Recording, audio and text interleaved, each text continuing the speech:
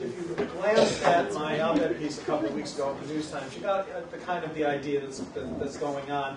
Back in December, the budget chief said there's an $8 billion deficit, and then 2 days before she gave her speech, the governor went on television and said there's an $8 billion deficit, and then she gave us a budget that assumes a $6 billion deficit. Let me just kind of put this in context. If I cut every penny of money that the state transfers to municipalities, that's only $3 billion. And I have an actual $8.7 billion hole that I have to fill. If I fired every state employee, including Lisa Moody, the governor, and myself, that only saves $2.7 billion. It's a big problem. When we realized that the governor was actually $2.7 billion shy in the budget she proposed, therefore violating her constitutional duty to the people of the state of Connecticut, we said, could you send us an accurate one? And she said, no. So then in February, the Speaker, the President of the Senate, and the two majority leaders wrote a letter to the chairs of the Appropriations and Finance Committee, basically saying, if we had to cut $2.7 billion, where would you do it? How would you do it? They reported back today, this letter,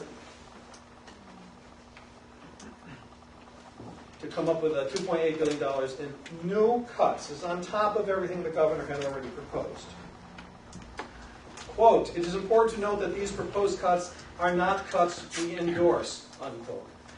They actually gave us three different scenarios. I'll talk a little bit about one of them, just to impart the sense of how big a problem this is that the governor has been ignoring. This is just one version of the additional cuts. General fund cuts. They're all general fund cuts. From the environment, we raised all of $100,000. We closed 2 state parks. That's just little. Health and Human Services, trying to come up with almost $584 million. It would require us to reduce Medicaid provider rates by 10% for nursing homes and 20% for everyone else. We would have to create co-pays for Medicaid. We'd have to eliminate adult Medicaid pharmacy costs. We'd have to eliminate all grants to hospitals. We'd have to eliminate state-funded home care, all through this is the Department of Social Services. We'd have to, let me just pick out a couple, close down 3 therapeutic group homes. We'd have to do away with the Covenant of Care and Community Emergency Services contracts, et cetera, if anybody wants to take a look at the full list. We'd have to eliminate funding for high school graduates that are served by the Department of Developmental Services. And we'd have to reduce by 5% the money we give to private providers for health, human services, and judicial costs, again, through the Department of Developmental Services. And that's only $584 million. Remember, we're trying to get up to $2.7 billion. In higher education, in order to cut $95 million, we'd have to close 2 regional UConn campuses, 6 regional community technical colleges, and 1 state university. Close them. That's Western. In justice, we have to eliminate the 25 trooper class for $2 million. We'd have to close down the resident state trooper program. Oh, the small town Republican first select persons are very up on arms about that one. We'd have to close 2 prisons. That means letting everybody out. Okay? And a lot of those programs and stuff we did last year in response to those horrible murders in Cheshire, they would get implemented. If we could, this particular one of the 3, we're talking about laying off 13.5% of all state employees. That's about 5,600 positions with no refills.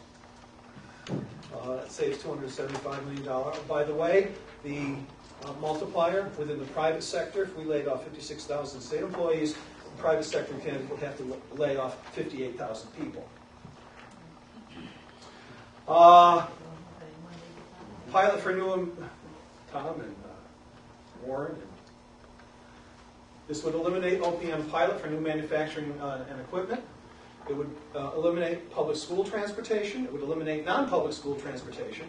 It would eliminate adult education, reduce education cost sharing by $200 million, pretty much zeroing it out. The priority school district money that Danbury gets, gone. The magnet school money, gone. Town Aid Road, gone. Bus subsidies, gone. Reduced rail subsidies, reduced by 10%. Sorry, but bus subsidies would only be cut by 10%, but would require at least a 75-cent fare increase to cover it. So that's just. And then our leadership sent back a letter saying we're not the least bit interested in this. But the whole point of this exercise was to show how bad a job the governor has done. She sits there and insists that we can balance the budget with, quote, no new taxes, unquote. That's not quite true either. She's raising a whole bunch of revenue by calling them fees. In my book, by the by, I define a fee as the money you pay for, like, a driver's license that covers the costs of issuing the driver's license. If you're a barber, you pay a fee to get the license that would cover the cost of getting your barber's license, real estate, whatever. Anything in addition you pay, in my humble opinion, is a tax, because the money's not going to regulate your business or your profession. It's going into the general fund to pay for Lisa Moody. So she's got tons of those. She arbitrarily just took almost every licensing fee and raised it, no rhyme or reason. Makes no sense, no policy driving it. It's just trying to make money. And she's still $2.7 billion short and won't discuss how she's going to deal with that gap. Zip. Zero. Nothing. Total denial, which is not just a river in Libya anymore. It's extremely frustrating. So, we're going to go back to her and tell her, well, here's some ideas. What's your opinion? Can you sit down with us and help us? Knowing that was coming, she sent us a letter this afternoon saying, yeah, maybe I should sit down with you, but I'm not available until March 27th. Boy, there must be a sense of urgency. This is the woman who's been doing one of these for the last 3 weeks. When are you going to do? When are you going to do the deficit mitigation? When are you going to do the Here, Governor, here's some numbers. What do you think? I'll get back to you in 3 weeks.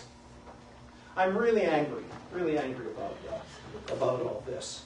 So, interestingly, when you have private, off-the-record discussions with people from the Office of Policy Management, and actually people from the House Republican caucus, they're quite aware that the governor is just not playing with a full deck here. And they also realize we can't cut our way out of this. Where we've got the federal government, rightly so, stimulating the economy, cutting back in the wrong places, cutting back services, creating more unemployment, doesn't help the state's economy. It hurts it. It's a very difficult balancing act, but we're never going to do it when one of the players kind of has her thumb on one side of the balance scale and is holding it down because she's in denial. And I understand why. Because where's the first place we're going to go? The Democratic Party's going to go for additional revenues. People who've got money. And who are they? They're mostly those nice billionaires and millionaires in Fairfield, Lower Fairfield County especially, that the Republican Party just doesn't want to touch. They benefited from 8 years of corrupt federal administrative policy. They lined their pockets. All of the tax cuts on the national level which drove us into deficit spending, which has created the recession, combined with the lack of regulatory activity, oversight. All those people who benefited by that are not asked to help out at all. It's all the middle class having to bear the burden to try and get, to protect the rich and the super rich and try and keep the state running. I think it's just a moral disaster. It's certainly a practical disaster. So that's, unfortunately, I don't have a lot better news for us, but that's the state of things. Obviously now we're all going to have to kind of sit on our hands for a couple of weeks and see what she's going to do on the 27th. I'm sure she'll send someone over, because the governor never meets. And those of you who have seen my office, I have a view of the Capitol, and I look out the window every day, and there's her office, and the lights aren't on, and there's no car in her parking space, and somehow we just kind of muddle on. It was interesting. I was talking to some Chamber of Commerce people who happened to be up last week for Business Day or whatever the heck they called it.